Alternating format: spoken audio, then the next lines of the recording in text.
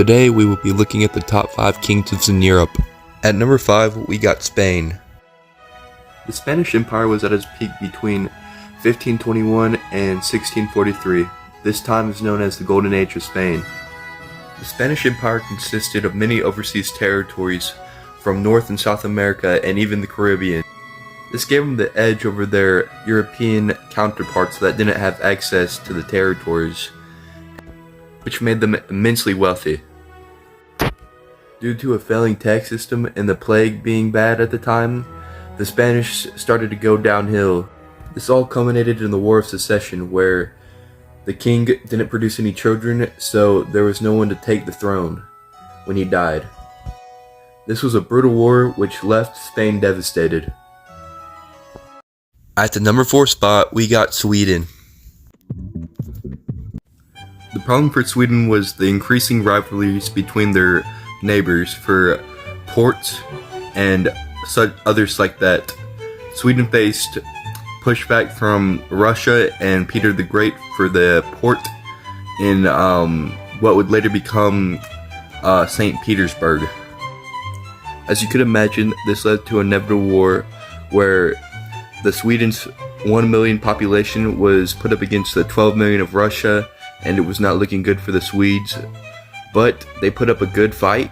Unfortunately, their king in 1721 got shot through the head while besieging a city, and that marked the eventual downfall for the Swedish people.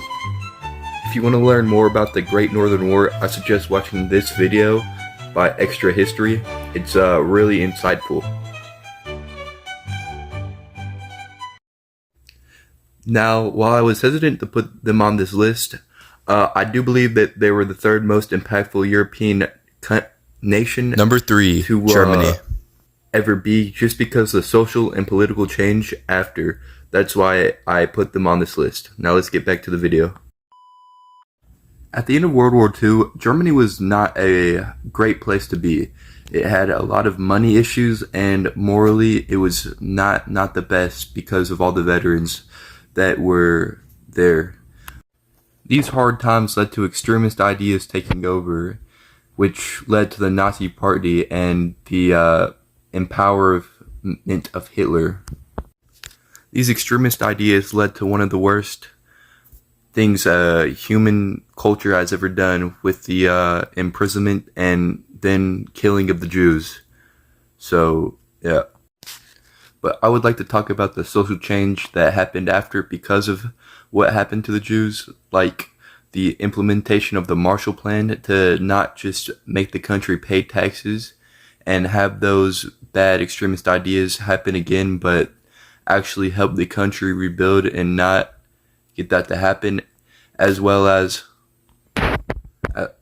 new technologies that were developed and created because of the World War II, like the V-2 rocket and the nuclear bomb, which led to further improvements and eventually led us to space because of all of our knowledge.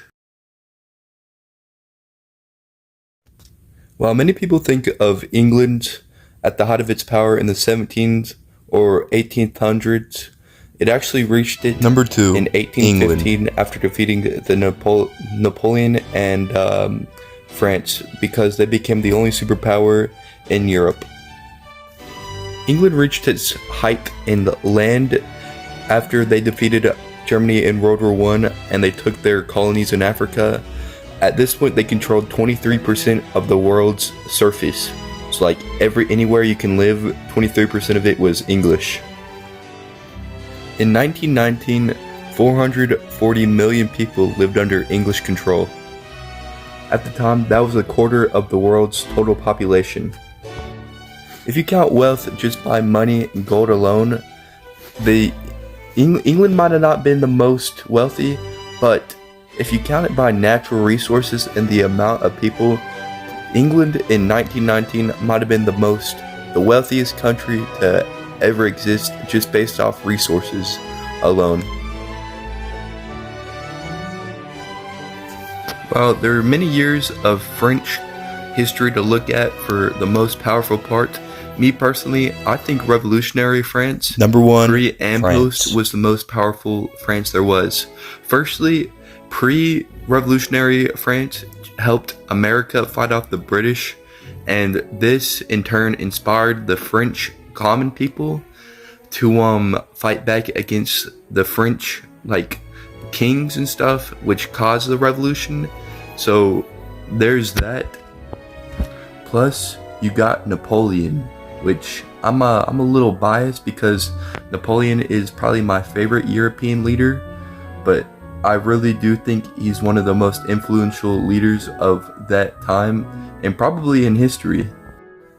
Some of Napoleon's accolades are fighting 60 battles and only losing 7 of them.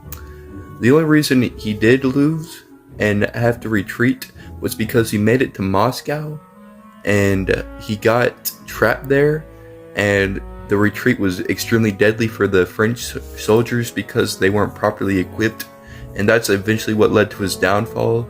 But other than that, some of the other important things he accomplished were going to Egypt and fighting the Rosetta Stone. And if you don't know what the Rosetta Stone is, it's the thing that helped translate Egyptian text, as well as canned food. That wasn't a thing before Napoleon. He needed some to keep the soldiers healthy, and that led to the invention of canned food. I do believe if Napoleon had infinite men and infinite horses, he would have conquered Europe completely and fully, and that's why I think he's the most influential, as well as making all of the countries in Europe rethink stuff, and he is actually the one that helped unify Germany, so there's that too. Other than that, I'm gonna say this video is a wrap. I worked pretty hard on it.